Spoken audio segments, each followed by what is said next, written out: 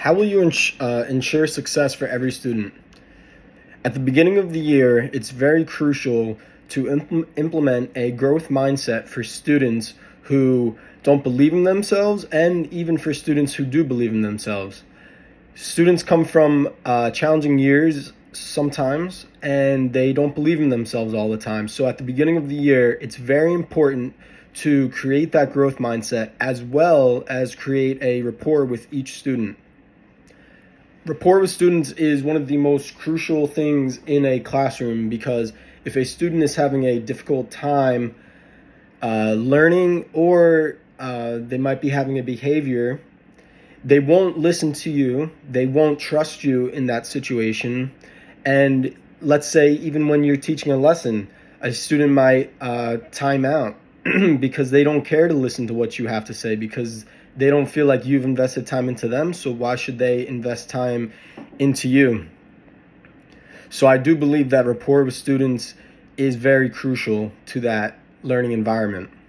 As well as that, we also have assessments. Assessments are throughout the beginning of the year, throughout the rest of the year. You have formal and informal assessments. At the beginning of the year, I will include a skill-based assessment to see where the student is at physically, socially, and academically. Doing these assessments helps me see where the students are and where we can get them to be. This helps with their students' IEP goals for creating program books, for creating lesson plans, and seeing when we're at a break. How can we play with them socially? Where are they at the moment? And how can we implement what they do into their play? Different types of informal assessments that will be done throughout the year includes noting students' strengths, weaknesses, learning styles, as well as analyzing students' work samples. This is all important for benchmarking.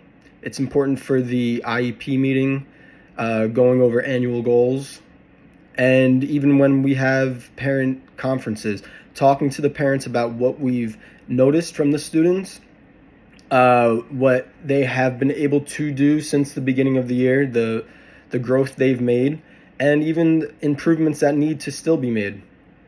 Having all that work laid out in data collection and informal assessments is a fantastic way for us to relay information to parents, admin, OT, PT, speech, all the services that a student has in their IEP. And once we have these assessments done at the beginning of the year, we are able to create authentic lessons that are meaningful for students. Now, the difficulty is sometimes when creating a environment that ensures success for every student is dealing with a student who is unmotivated.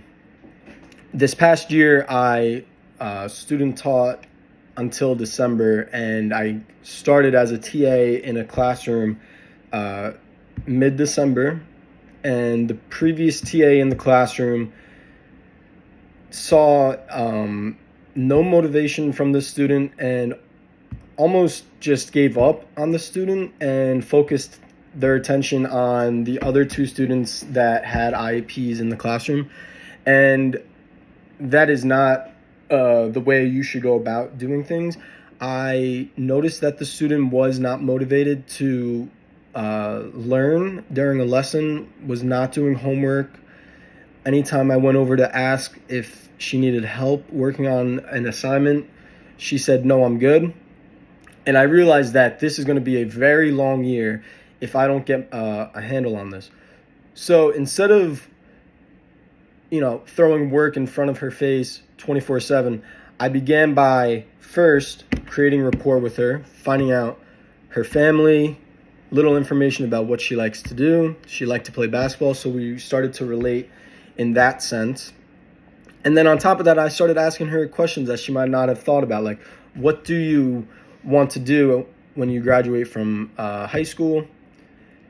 She mentioned that she wanted to work with makeup, and I thought that was great. So we started to connect on a few things. She started to realize that this could be someone she could trust, and then we started implementing work into the day. We started off with, instead of doing the whole 15 assignments after a math lesson, I would tell her to come over here. I would highlight 5 of the easier questions I thought, and I would write samples above going over how to do each sample. This showed that she could do the work, that it wasn't too much on her plate. And little by little, through data collection as well, we noticed her behaviors in the classroom dwindle. We noticed her academic performance shoot up. And towards this time of the year, we still see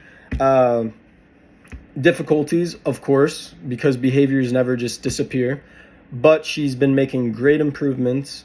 And whenever you deal with a unmotivated student, you need to find the heart of the unmotivation, what is causing it, and how can you fix that. You can't fix the person itself all the time, but you can maybe look at the behavior that's at hand and focus on that, focus on the relationship with them, and you will see progress. And that's the 2 questions. Thank you for your time.